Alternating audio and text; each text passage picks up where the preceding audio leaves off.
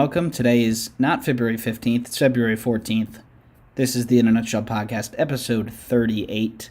I'm your host, Sean Vowells, and as usual, I'm joined by Joe Meade.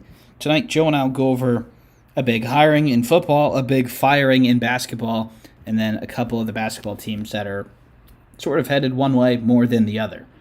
So, Joe, first we're going to go to football. There's a new coach in town. UCLA hires former player DeShaun Foster to be their next head coach after Chip Kelly departed. He's a running back coach from 2017 to 2023. He spent all but 1 year since 2013 at UCLA. What are your thoughts on this hire? I think it's I want to say a high ceiling hire. I think it's the way this could go is several different ways. I think initial passes, you see the players are really happy. A lot of guys were not shy in holding back some of their criticisms of Chip Kelly. Maybe not saying them explicitly, but certainly he ran a tighter ship, a more militaristic approach. DeShaun Foster played at UCLA. Really pretty young guy, 44 years old, and had a pretty long career for a running back in the NFL, and has done a really great job the past couple of years. Even in the transfer portal, getting Zach Charbonnet from Michigan, an original Big Ten member, putting him in the NFL and the Seattle Seahawks now. I think this could be really.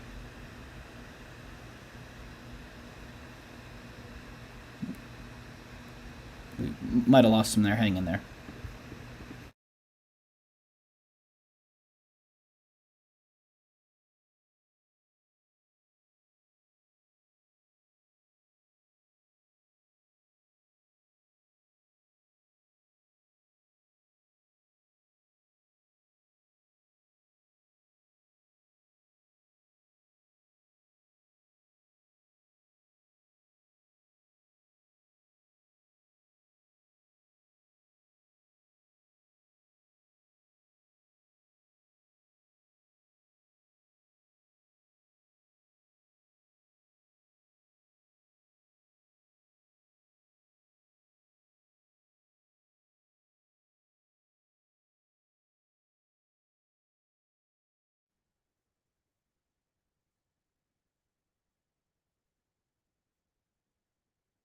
Yes, Zach Charbonnet. He brought him in from Michigan, and I think that's a really good sign early on in the transfer portal era. He was open to the idea. A lot of coaches, frankly, are still shut off to it. Look at Dabo Swinney.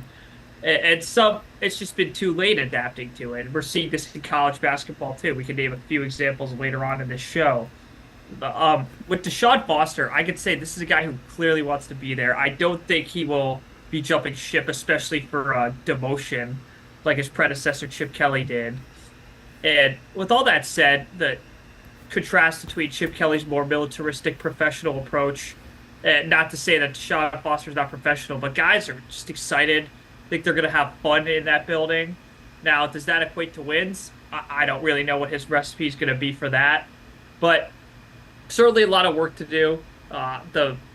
Unfortunately for him, the Pac-12 is not even close to the Big Ten. I understand the Pac-12 is very good this year, but in terms of the physicality and frankly the emphasis on the run game, I think this is going to be a personal job to him, because you're going to have to be able to run the ball like crazy in this new Big Ten, and for him to be coming from being a running backs coach, from playing there, I don't think you'll see a shortage of passion at UCLA, and that's something toward the end of this season. We've heard rumblings in their fan base that they felt that was a major issue, and I don't know what that does to the crowd, Sean. Will they have full attendance in every game? I certainly wouldn't promise that, but new insight and new blood is never the worst thing. Yeah, well, a lot of coaches that had vacancies filled them months ago and already got to attack the transfer portal if that's the way that the program wanted to go. They wouldn't have had the opportunity to do that no matter who they really hired. I know there's some people still out there, but most transfers have picked their new school already. This is probably the best way to get the current team to stick around, or at least most of them. Hire somebody, one that they know.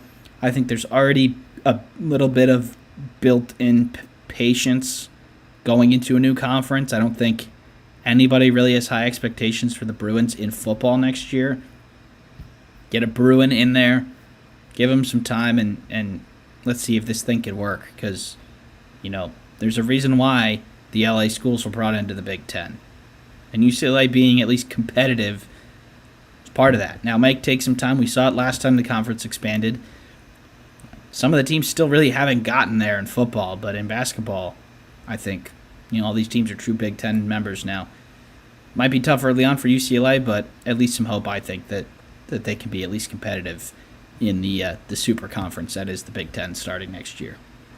And Sean, if I could add one more point, I think the way Chip Kelly left, a lot of people in the Detroit metro area have compared it to how Mark D'Antonio 4 years ago, around this time, left right after National Signing Day in February in terms of the kind of frantic coaching search they had to do. Would they have hired DeShaun had this been in early December or late November? I think we really don't know, but I don't think they would have come to a decision this quickly. But what's done is done. I'm not saying it's good or bad. I really think it's a high potential hire, but it also could go south. I don't think he could be fit in a box, is what I'm saying. Some coaches come in, they've been 8-9 wins everywhere, and you don't expect them to win a national title. With him, I could see them winning 4 games or 8 games consistently. There's really no in between or nothing that I'm going to hold him to based on what he did as a running backs coach, which has been good. So, jury is still out. So, Joe, that's all we have for football today. A rather big topic in basketball. So I think we'll just get right to it. Earlier today, Ohio State announced that they are going to part ways with head coach Chris Holtmann before the end of the season. Spent 7 seasons at the Buckeyes, which the first 4 included teams in the NCAA tournament, and then he had another team in there that would have been in the tournament the year that there was no NCAA tournament. But last 2 years, completely off the rails. They had good, talented teams, good non-conference part of the season, yet they fell flat on their face. A lot of people gave him a mulligan for last year. It's happened again. He doesn't get the third chance that not many people get. Initial thoughts on the news? I understand why. I'm honestly surprised. I kind of hinted that I doubted Gene Smith's ability to make this decision this late in his tenure. I still question whether that was him or Ross Bjork's political power already coming to light. Clearly, Gene's still in the position officially, but Ross has seen in what's gone on with the football program in the past month. Ross Bjork is certainly making his impact known. Sean, I think you're going to ask me some questions here, so I don't want to jump ahead of you. I think Chris Holtmann's a really good coach.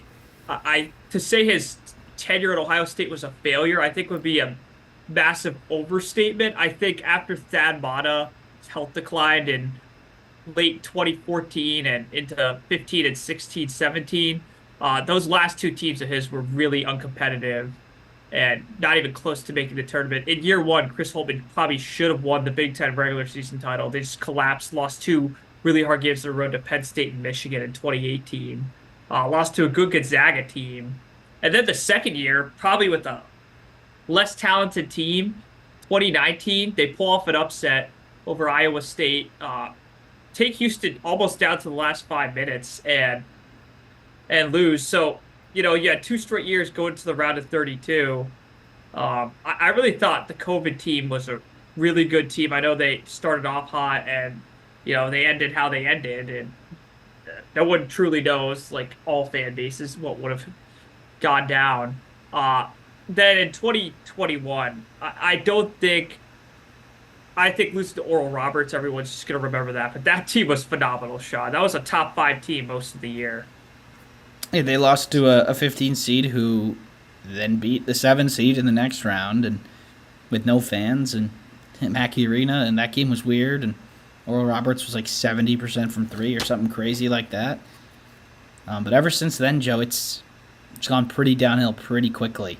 And I think you can say, over the course of 7 years, if a coach makes a tournament, we'll say 5 times, that would be a tremendous success. And I think maybe not tremendous, but he had a good career at Ohio State. It's just the manner of how these last 2 seasons unfolded, which is, unfortunately, I think how will be remembered.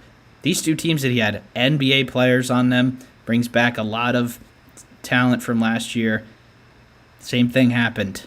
So they're going to be moving on. We're going to talk about a couple of things here, Joe. Timeline, there were some rumors that last week the AD told Chris Holtmann that he was going to be let go at the end of the year and that he would be making calls, reports, and then whether something happened, Chris Holtmann said, or he was given the option to the end of the year.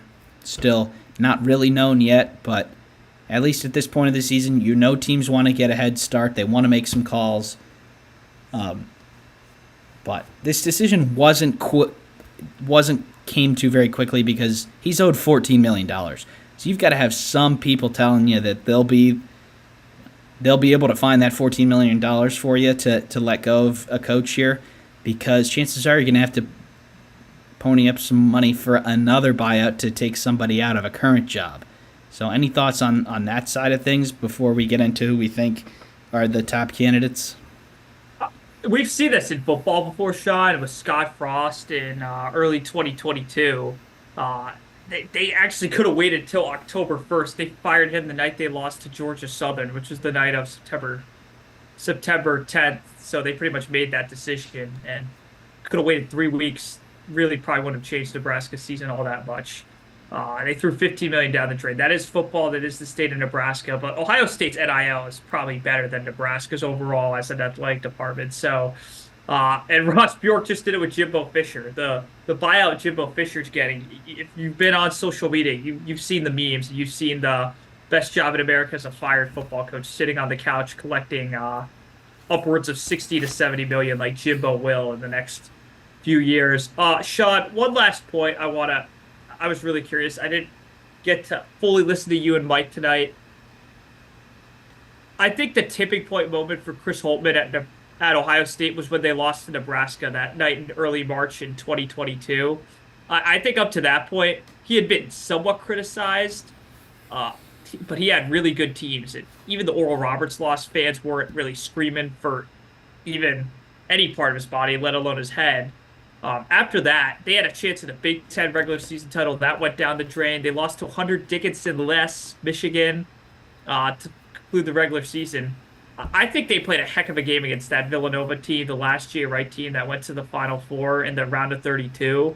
Probably would have rematched with Michigan. I think probably would have beaten them too. So I'm not just doing this to just defend him. I'm saying in context, you can't just tell me, and you're not doing this, but for the fan base, you can't tell me, his whole second half of his tenure has been bad. The last 2 years have been atrocious. No one's going to defend that, but I feel like he has to be being fired because of these last 2 years. But Sean, what was that tipping point moment for you? Would you agree with mine, or? I mean, maybe. They still won some games after that Nebraska game. That was just a real shock because that Cornhusker team had nothing to play for, and Ohio State had everything to play for. Nebraska goes. It was a win at Ohio State, wasn't it? That was quite shocking. Yeah. So maybe that. I mean, you can go to the Minnesota loss last year when they lost at home to the 13th or 14th place Minnesota team, but things unraveled quickly, and then when that happens again, there is really no coming back from something like that happening twice. So next, Joe, a lot of names have been linked. Like I said, like we've said multiple times on here, Ohio State's boosters are coming out for their NIL for football. No team has probably flexed their NIL muscles as hard as Ohio State has than this current offseason. Chances are that those same boosters are saying, all right, we're not patient with football either. We're not patient with basketball either. We'll pay this buyout for Holtmann. We'll pay a current head coach to buy him out. So I think that's where it's coming from in the booster, in the days of the boosters having a lot of power, not a lot of patience. Athletic directors want their funding to still be coming in. But of the options that have been said, whether it's Sean Miller, Mick Cronin, Thad Matta coming back, or of those, there's probably 8 or 9 more that have been linked already. What do you think are the top options? I think, in my personal opinion, it should be Mick Cronin. I think he's maybe in the same boat as Holtmann to a lesser degree. He had less time. I mean, not even. He had one less year at UCLA than I'm thinking that right. Now, two less years at UCLA than Chris Holtmann had at Ohio State, but had massive success at Cincinnati. And really early in his tenure, it's the same thing. Had great success at UCLA. They were a top, you probably call them a top five program from 2020 to 2022. I don't think that's a stretch at all. Um, but Sean, it's just not worked out there. I don't think he's happy there. I don't know whether he's a Cincy. He's from Cincinnati, but I don't know if he's just loyal to that Southeast Ohio or whether he'd be loyal to Columbus. That I think though they would have to make him loyal to Columbus. So I think that option's there. I do not think Sean Miller. I think it's realistic, but while realistic, probably not their best choice. I do think the Arizona stuff, again, it is legal now, but it's there. And frankly, Xavier hasn't been anything massively impressive. I think had they fired Holtman at the end of last year, he probably would be the leading odds-on betting candidate to be the head coach. But unlike Archie, he wasn't an assistant at Ohio State. A lot of people are putting that out there. He was never an assistant at Ohio State. His lone Big Ten experience was being a GA at Wisconsin under Bo Ryan, not Bo Ryan, sorry, but you get the point, Sean. It's really no guys out there besides Thad Matta with direct ties to the Buckeyes. So this could go a lot of ways, but those are probably the first two names that come to mind, the most obvious ones. What do you think, Sean? Yeah, it's interesting to see where they go from this. You'd like to think that they have a plan already. Sean Miller's buyout reportedly around $4 million on the lower side for current head coaches, not too far away. Clearly had success in his entire career. Not a great Xavier team this year, but here's why I think Mick Cronin is interesting. He has a hefty buyout, but Ohio State has shown that they'll pony up the money. $14 million they just spent to buy out Holtmann. Who knows? There could be another $14 million sitting to buy out Cronin. But here's why I think Cronin's interesting, Joe. There is another big power job that will be open at the end of the year, and that's Louisville. Cronin has been linked with them for years, since the last time they hired Kenny Payne. So maybe Ohio State is thinking, we jump out in front of Louisville, get Cronin, and kind of leave them out to dry. That's a major reason why I think maybe, all right, Holtmann, see ya, pal, you're not going to be here next year. We want to get ahead of Mick Cronin. We know he's not super happy at UCLA. I think that could be an angle that at least might be true at this point. Sean, one thing that's floated in these parts of the world. So Sean is still in the great state of New Jersey. I've since located in Michigan, as most of you have known. I think they're worried about Michigan. That's the one athletic department they always compare themselves to. In on their main, again, I cite 11 Warriors, but that's really the voice of their fan base, fairly or unfairly. They've complained. It's been 11 years, Sean. It will be probably 12 years starting next year since they made the second weekend. Isn't that insane? And they've had some really good players, too. That D'Angelo Russell Final Four team is the last one that I think you're talking about, Joe. And they've had some really good players Not since then. D'Angelo Russell. Sean Thompson. It was Aaron Kraft. Oh, yeah. Buford, yeah. Okay. But so shortly after that year. But Michigan very likely could be open. DePaul already open, Midwest ties. And there are two Big 12 jobs that reports are all but certainly going to be open, not from firing, but from coaches just wanting to get out of there. So I think jumping the gun, or not jumping the gun, that's not right, but getting ahead of the pack is definitely an angle that Ohio State are playing here. And every year there are jobs that open that we don't expect. People don't like every part of the country. There's 362 teams. If you're at least half-decent head coach in college, chances are that you can call somebody else up and get another job if you really want. So I think it's really interesting. The coaching carousel already turning. We'll see. I don't think Thad Matta would want to go back. He took a couple of years off, and he took an office job in the athletic department at Indiana, and just recently in year 2 at Butler. I saw him out there yesterday. He's still a good coach, but he not moving around too well. So I wonder where.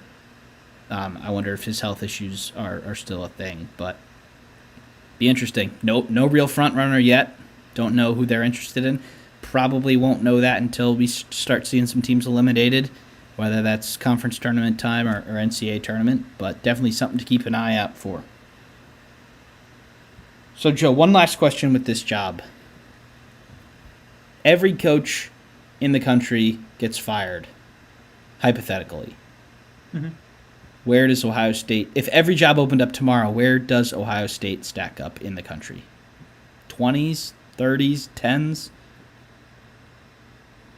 I think you make an argument 15 to 25, and that's not a slight. I think the problem is with Ohio State, you're always taking the backseat to football. It's a place like Michigan or an Alabama where you're never going to be the center of the spot. But guys like John Beilein, and I think Thad Matta too, they love that. They love just doing their job coaching, not having to worry about the BS. But now, with this job, you're going to have to worry about a lot of BS. So I think that's kind of out the window now. And I think for a young up-and-comer, they'll have no shortage of those calling.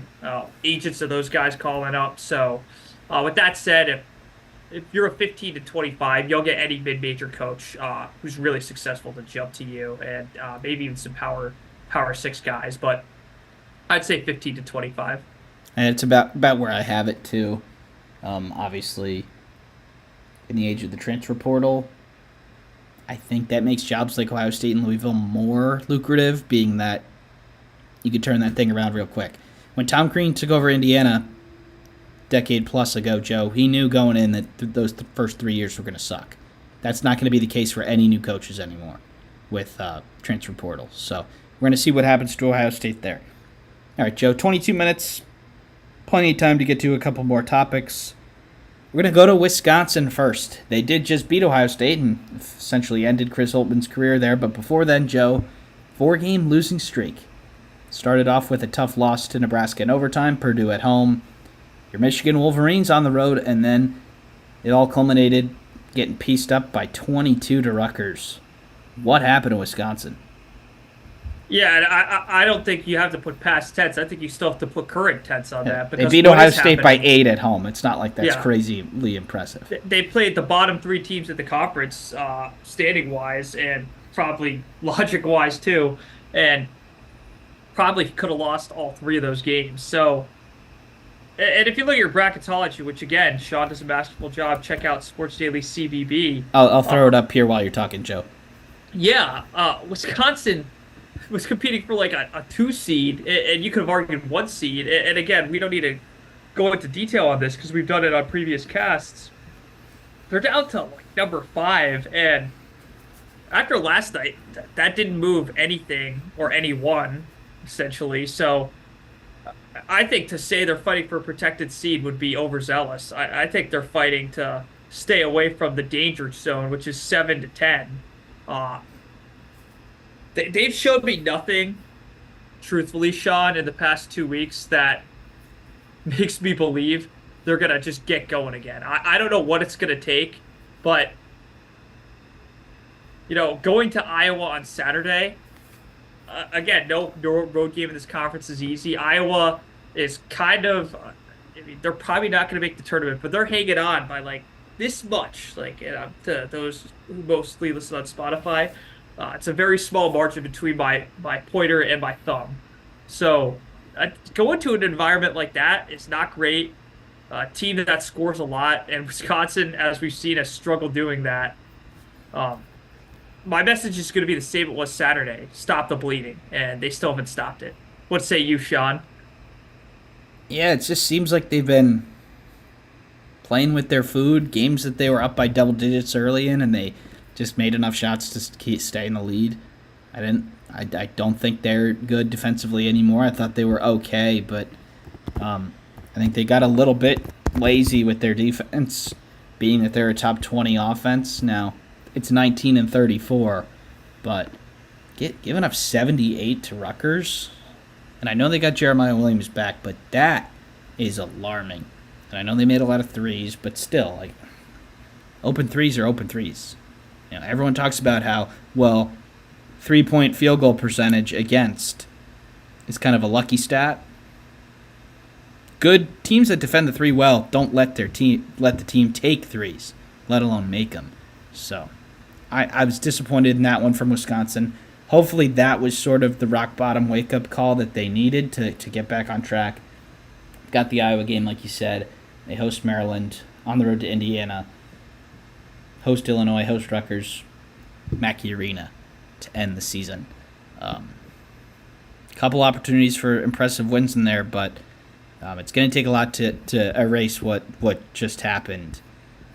They're still top 20 in KenPom, still got a good strength of schedule, all that, but you do not want to get sucked into what I call the abyss of the 7 to 12 seeds. We saw another Big Ten team make a huge jump. We'll talk about them in a second, but Blackwell has been out for Wisconsin.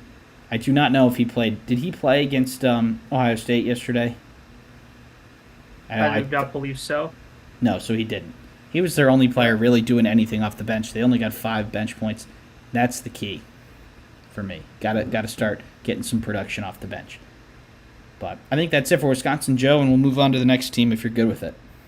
Yep.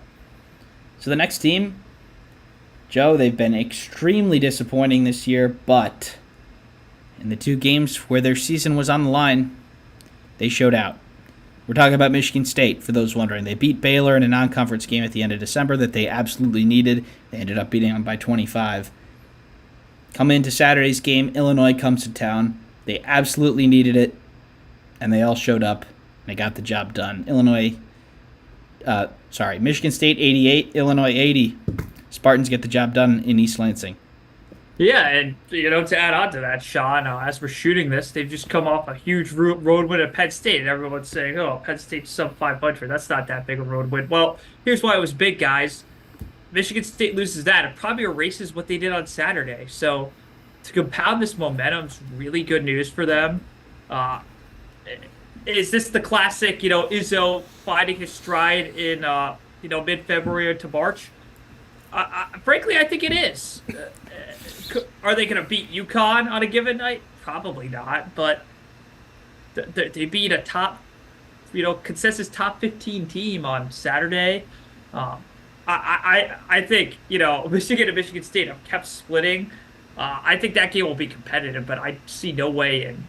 I see a very small margin, small window for Michigan to win that game on Saturday. So, Michigan State, after that game, Sean, they don't really have anyone that's going to ruin their season if they lose. They obviously had the year with Purdue, which we thought would be for the conference. Clearly it won't be. Iowa at home, Ohio State, at Purdue, Northwestern, and at Indiana. Excluding Ohio State, who's really not even terrible metrically, it's going to take a serious collapse to not make the tournament. But like I said, I think, as Sean said, their goal should be to fight out of this abyss. Plenty of opportunities, even going to, even playing Northwestern at home or going to a Purdue and being competitive and making a run the Big Ten tournament. Does that get them to a 6 and more likely run at another second weekend? Probably. Yeah. So I'll throw the bracketology up for a second here, Joe. The viewers can see it at home. Mm-hmm. If you're listening on Spotify, just check it out on Instagram. You'll know what I'm talking about. See Michigan State there as the second 8 seed. Now, the week before, they were the first 11. Now, here's why they jumped so far. It's all because of their metrics. You have a top 20 team essentially on possession-by-possession basis. They like to use those, the committee that is, likes to use those for numbering the teams 1 through 68. Now, figuring out who is in the field or not is often compared to who did you beat and where. So, Michigan State didn't have a ton of great wins, but now that you have 2 really pretty good ones, and meaning Baylor and Illinois, 2 quad 1 wins is pretty good, and not just quad 1 wins, quad 1A wins at that. So that's what's getting them away from the bubble, and then once they're away from the bubble with their victories, that's when the metrics will take over. So I really doubt that they're going to end up near like the end of the 10 line or 11. If they do lose some games coming in, they're probably going to be an 8-9. If they do happen to collapse, they're not going to make it. But they're in a pretty good spot now. We've tried to signify the importance of the Baylor game and now this one. I really don't think it's possible to oversell how important they were. They got the job done in both of them, and ultimately that's why they're going to hear their name called and keep this streak going. As long as they don't, go 2-5 the rest of the way with a Big Ten tournament loss to a non-NCAA tournament team. But Hogard's coming around. Malik Hall had 29 points, one of the best games of his career. Akins had I'm sorry, that was tonight. I mixed them up. Hogard played well against Illinois with 23. Malik Hall had 22. And then tonight, you have two more 20-point performances. Akins has 20, Hall has 29. So you're getting your good players to play well. And those players have been so inconsistent. They're starting to turn a corner. That's why I think Michigan State can make a Sweet 16. Now, one more thing about Michigan State, Joe. We've talked about how really bad their production at the 5 has been this year. At this point, I think Tom Izzo's like, all right, we know we're not getting anything from them. Everyone else try and make up for it. And that's kind of working, at least recently. But this is the three of them, Sissoko, Kohler, Cooper, against Illinois. 8 rebounds, 7 points between the three of them. That's not very good. But it's more than they were doing before. Tonight, between the three of them, you have... I'm putting Xavier Booker in there because he had some minutes tonight against Penn State. You have 3 points. You have 18 points. So you're starting to get some more from the 5. You're not going to get anything crazy. You got 4 really good starters. 3 of them are going to have to show up, and they can truly beat anyone. I do think they're a very dangerous team, Joe.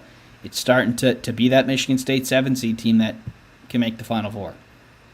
It's starting to seem like that.